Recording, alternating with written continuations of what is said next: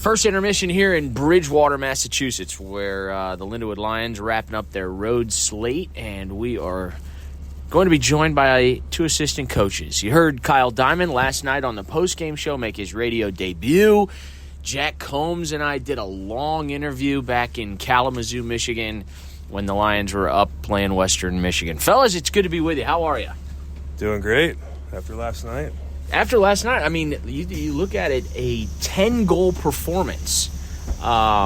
This is a very different atmosphere than where we've played on the road a lot this season. And I was a little concerned about a potential letdown, but those boys, they came out gung-ho. I thought 3 goals in the first period was huge.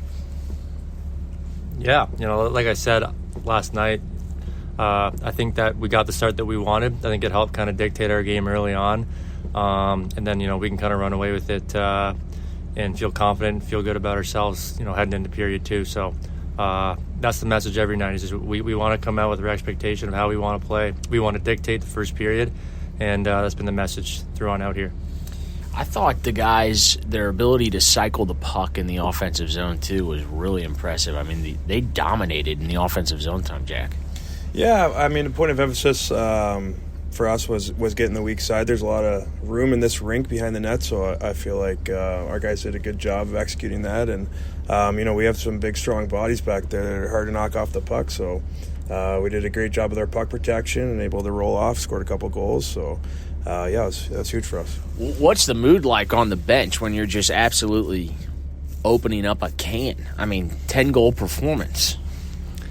We just try to not get too high, not get too low. It's important for us to maintain our level of discipline and again, just sticking to the way that we want to play. And then we take every shift as an opportunity to kind of better ourselves and work on areas that we might be vulnerable in or maybe we exceed in. So for us, it don't matter the scoreline. Obviously having the lead really helps us. But every shift for us, we come out with the same mentality of just how we want to play. Did it get a little chippy there in the third period? We saw some penalties, and I think the officials were just trying to get control of that game. It had gotten out of hand in terms of the score, but it looked like maybe those guys were taking a few runs at some Lions out there. That's what I saw, at least.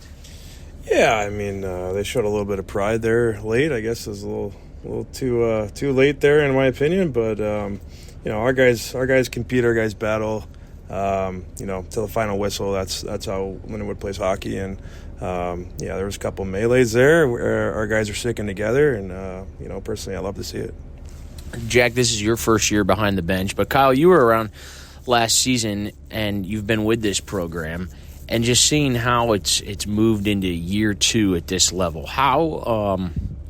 What have you seen in terms of a change of attitude, maybe, and just showing up in these buildings and kind of feeling like you're supposed to be here now? Yeah, I mean, I think we've really embraced being the underdog in the last 2 years. We're not really afraid of anybody. We'll show up to any building, and we'll grab by the belt and we'll fight. So for us, as always, we don't care who we play. For us, it's about establishing Lindenwood, and establishing a culture of winning, and just having the right attitude every single day. So for us, that's been the message, and we're going to continue to do that. Combsy, I remember in Wisconsin, Jake Southgate, who scored a goal last night and has been streaky with his goal scoring this season.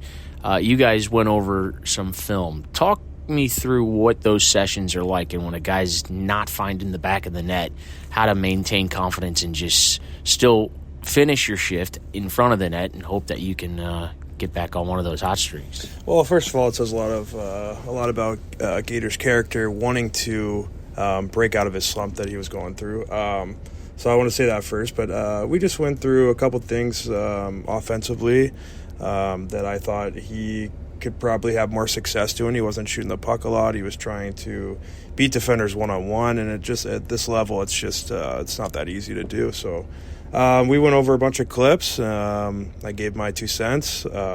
Since then, I think he's found the back of the net a couple times, but he's a young kid. He's been streaky. He's trying to figure it out. He's done a great job this year overall. So, we couldn't be more happy with where he is at with his development right now. You played pro hockey for a long time, though, and as a goal scorer yourself, I mean, what do you do? Do you try to change up your routine at all? Like when the puck's just not going in? I mean, are there any goofy things that you've tried over the course of your playing days? I mean, I'm sure. I don't know. I don't know if anything's jumps to the top of my head. But whenever I was going through 2, 3, 4, 5 games without scoring a goal, I always tried to oversimplify. I tried to get as many pucks to the net as I could, and every time I didn't have the puck, I would always try to go to the net because I truly believe that's where all the goals are scored. So I felt like if I was putting pucks in that area and I was at that area, that I would have mathematically my best chances exceeded scoring a goal. So, if guys come to me and ask and they're going through a slump, that's exactly what I'll tell them. Sometimes you got to keep grinding, right? There is no. Sometimes the only way out is through, as they say. Absolutely. Sometimes you just got to break the barrier and force your way in there. Kyle Diamond, your role has increasingly grown as you've been more involved in the coaching realm of things. But I've asked Jack this question: do you miss playing the game? You're still around it, obviously, and out there with the guys. But it's a very different role when you move from playing and being in that room to now you're sort of. It's a different role you're playing.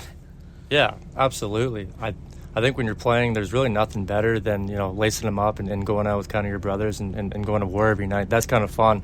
But, when you coach, there's such a big difference. When you're a player, you kind of get to the rink, an hour before practice, you do your thing, you practice for the hour and then, you kind of head home with the boys. But, when you're coaching, you get there, 4 or 5 hours before practice, you're there 3-4 hours after. So your fulfillment with hockey and the enjoyment of it, you still get that. Now, to say you don't miss playing, I think you'd be kidding yourself. But at the end of the day, I feel like I'm getting more hockey every day now than I think I've ever gotten before. So for me, it's something that I love. It's a passion. It's something that continues away from the rink, whether you're there or not. It's really a full-time job, so it's not much time off with it. But you've played with several of these guys. I mean, so like that dynamic has got to be a little that has to be a little tricky. Yeah, absolutely. I mean, the thing for me was that I always understood kind of what they were going through, not only just with hockey, but with school and being university and the extracurriculars that kind of go on there. So I think it's important for us to just kind of find the in-between message and kind of help them out and guide them through it. So for me, at first, when I first began, it was really just trying to relay the message that our head coach and our staff really put together, and then making sure our guys understand what the expectations are, from a former player or whatever it is, and then, kind of going from there. So that's how I felt with it. And then, these guys are just so driven, and it makes their job really easy. Do you have to look at the game through a different lens in your current role? And I'll ask you the same thing, Jack. Well, of course. I mean, now there's an expectation of holding people accountable. Whether you're a player or not, you try and hold your line mates accountable and your teammates accountable. But when you're the one setting the standard, you have to be the one every day that proves it and honors it and expects it. So that rule has definitely changed. But it's no different whether you're on the staff or whether you're a player. We're all pulling the wagon in the same direction. That's our goal, and that's how it's always going to be for us here. Jack? Yeah, to piggyback off Kyle, I think you have to look at it through a different lens. I think, my view on it, fresh out of playing, is to make sure that in every scenario I'm putting myself in their shoes first and how I would want to be coached and how I would want to be taught. And I try and take that mentality into how I teach in certain situations. So it's definitely going through a different lens, but it's definitely difficult at times as well. When you guys look at this season, we're in our final road game of the year. We got a home series left at Centene, which I think everybody's looking forward to. What will stand out about year 2 as a D1 program in your eyes, Kyle? Just the growth of the program, just kind of where we started to kind of where we are now. We seem to just be continually getting better. And, the expectation of our freshmen or sophomores that kind of came in, our foundation's beginning to kind of come to fruition for us. And so for us, we feel there's a very, positive direction here for us. So Last year we ended up getting 7 wins, and we weren't satisfied. And I think this year, we're going to continue to push that and increase that number, with a few more ties along the way against some pretty big ranked opponents. So for us, it's heading in a positive direction. We're not finished yet. We still have unfinished business to take care of at home. But, overall, things are definitely headed in the right direction for us. Jack Combs? Yeah, Kyle hit it on the head pretty well there. I think it's another step forward for the program. I think it's the results you've seen against top 10 teams. Your tie against Wisconsin, your tie against Arizona State. I think I'm missing another one in there. Your tie against Ohio State. I think it's the reality that we know that we can play with these top teams, and I think we are very close to being there consistently. And I think the development, we're going to keep getting better every year. Our recruiting's been great, and I fully expect us to be a top 20 team in 2 to 3 years. Let me ask you, that those are high expectations, but I know you mean them when you say that. And when you talk about recruiting, every time I walk into Rick Zombo's office back home, there are more check marks next to names. And those are guys that you are looking out not just for the next 1, 2, 3 seasons. That is way down the road, too. So recruiting is an extensive aspect of both of your positions. Yeah, 100%. I truly believe it's where you're going to see the most growth. It's tough as a brand new program. It's tough to get the top end talent right away. It takes time, it takes effort, it takes awareness of where you're at in the process. I think our philosophy this year was to swing at everyone.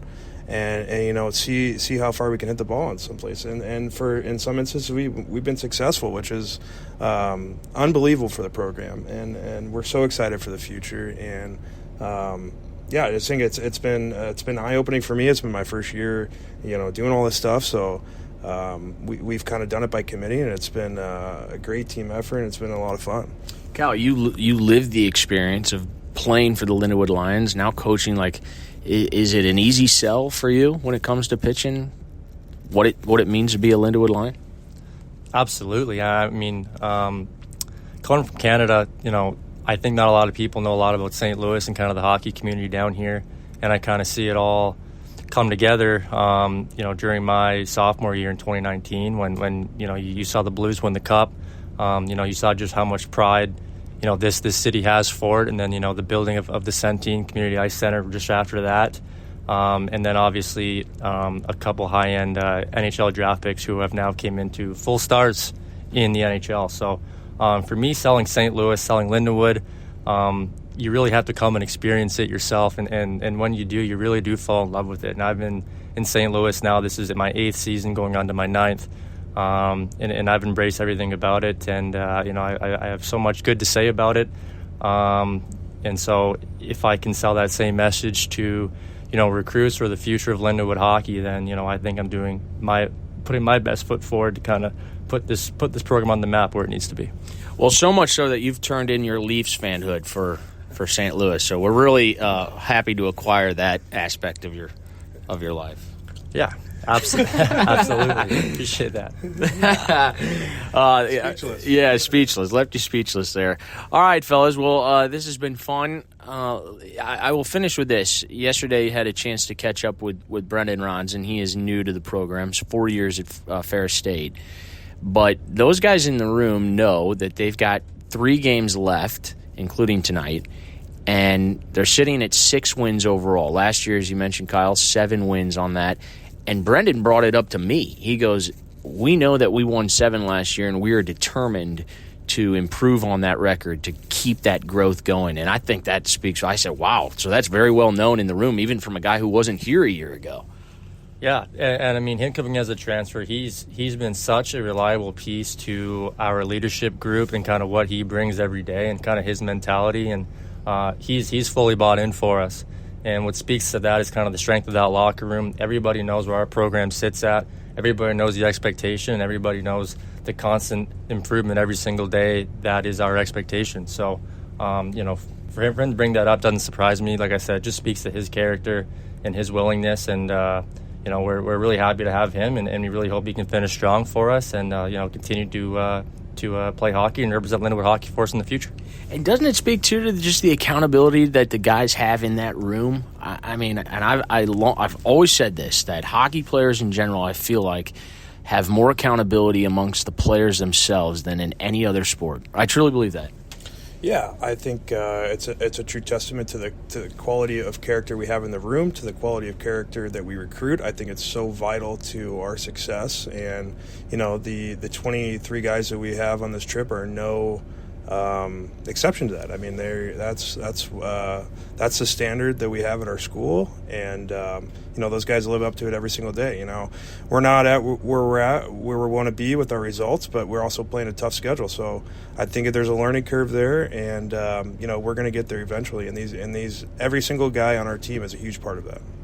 Jack Combs, Kyle Diamond, thank you for your time and good luck tonight. Thanks, Nate. Appreciate you. Thanks, Nate Dog.